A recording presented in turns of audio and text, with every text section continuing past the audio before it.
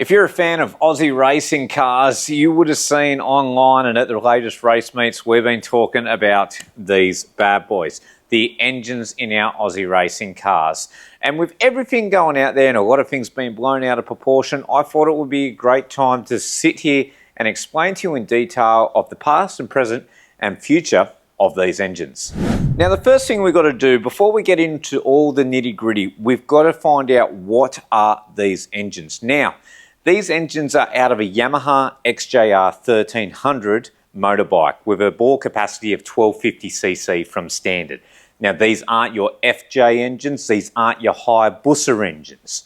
But why did they go with these units? Well, these are a pretty robust and reliable unit. They've been used in other categories as well, including the Legend race cars. So anyone that's familiar with the Legends would have seen these engines. And why we don't go with Hayabusas and other brands, well, the parts are readily available for this, and the Hayabusas and all that generally don't tend to work well in our cars without massive modifications. From ground up to all the way to the top, they are generally the essence of an XJR engine. There is very, very minimal modifications that we can do or been able to do to these engines to stand out. Starting at the bottom, down on the gearbox side here, now the gears and the clutch and everything is located internally here, and that's what gives us our nice sequential shifting feel, a full 5-speed gearbox in here. The gears and everything related in here has to stay standard. The only modification we are allowed in the clutch, we put a double spring on the front of the clutch there just to give it a bit more engagement to save it slipping out. But essentially, they are the same from back to front as you'll have in the motorbike. On the back, the only difference you'll see down here, now this is where we connect to the drive shaft. So we do away with the chains, excuse me while I move my wiring out of the way. We do away with the chains and we put this adapter on here as well, and that lets us connect to the drive shaft. So no chain drive, nothing like that as well. Even on the back here, or your timing, your alternators, your starter motors, oil filters, the clutch, all standard as part of the bike, which is really, really good because there's plenty of parts available, they're easy to fix, and it's generally quite cheap as well. The spinning around here, you might notice a difference. So I'll throw a photo up now of what the standard Yamaha engine looks like. I've got one that I've just pulled out of a bike that's getting ready to be built up at the moment.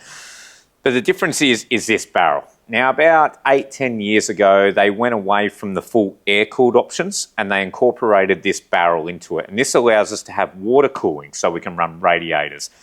The whole cylinder or the whole engine isn't water-cooled. It is just this barrel. And the flow-on effect usually goes from that we get a lower head temp, so we're not cooking the engines at high speeds or at the end of the race as well. Because we're covering this in fiberglass units, that's when we kind of get the higher head temp and the loss of performance and power. So this helps a lot with that, but it doesn't transcribe through the whole top. And then we get into the heads where they are the standard XJR heads. Very, very minor modifications are allowed. The one thing that they do allow is pinning of the camshaft. This gives us more structural integrity from the front and the back of the camshaft. In the standard bike, they are just two camshafts bolted together, and then you've got your timing chain that runs through the top in the middle there. They drill that out, put a shaft through it, weld a shaft in, and that makes the camshafts a lot stronger. And they're usually pretty good. Now, you might have seen the articles out there, and probably the reason why you've clicked on this video is regarding the changes to the cylinders, or the pistons, I should say, increasing the size of the pistons. And whilst a lot of people are thinking, you know, it's absolutely ridiculous, especially this part of the season, we've got a round coming up that we've got to get across the other side of the country pretty quickly, I think it's actually quite a bit genius, and I'm going to explain why with that. So it was found out, or from rumours I would say, rumours that people were running a bigger capacity cylinder and piston than what was allowed at the time. At those meetings that we had at the track, us as race owners or race drivers or team owners, we did talk openly about this, and a lot of honesty, you know, put our heads together and said that we want to get this right. The owners of the category want to get it right. Let's see what we can come up with. Now, ultimately, the ruling and everything is with Aussie Racing Cars, and we do have to respect that. We can't change that. If they tell us that we've got to do 3 star jumps before we get in the car, you better believe it, I'm doing the star jumps.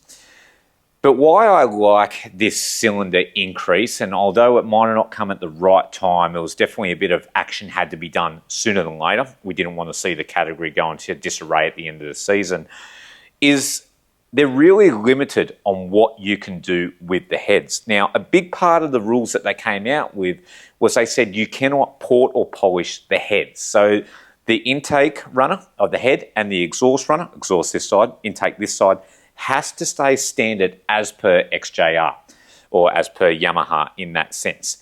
Now, when you kind of think about this, you can make the cylinder or the piston, here's a standard piston here, you can make that diameter as big as possible.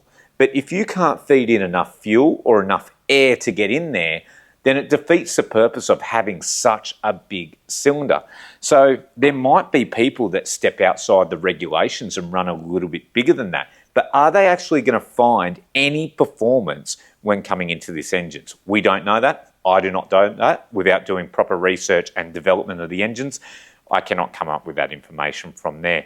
So it really does limit people on what they can do. Now, when it comes to people checking at the track, our scrutiny is checking our engines and making sure that everything is legal. It simplifies it. They don't have to be pulling heads off and checking bore sizes and having a look in there and doing all that type of stuff. It's as simple as taking the intake runners off and they can check inside there to see if any modifications are done. I believe they might be coming out with a template that they might be able to follow. And same thing with the exhaust side as well. They can see if anything's been modified in there as well. Especially with casting, you can't replicate casting unless you're an absolute wizard on the die grinder, which I definitely am not. I don't know anyone that's going to spend that much time to open something up and make it look ugly. It's pretty darn obvious on what they can do. So even if someone goes a bigger size, someone might go a smaller size.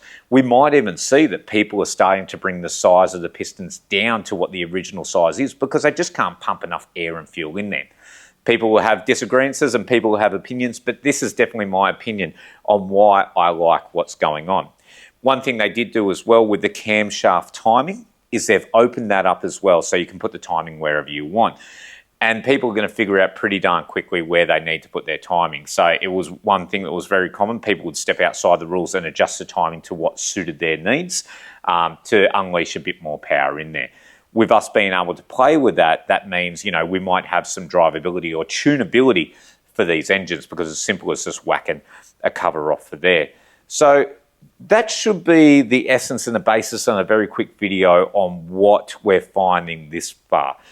I think, me personally, it's a good move to go, although it might be the timing's a bit off.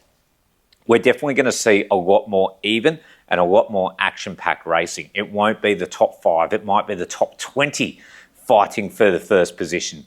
We don't know. The eyes will be on Perth. That's it, where we're going. We travel so much around the country.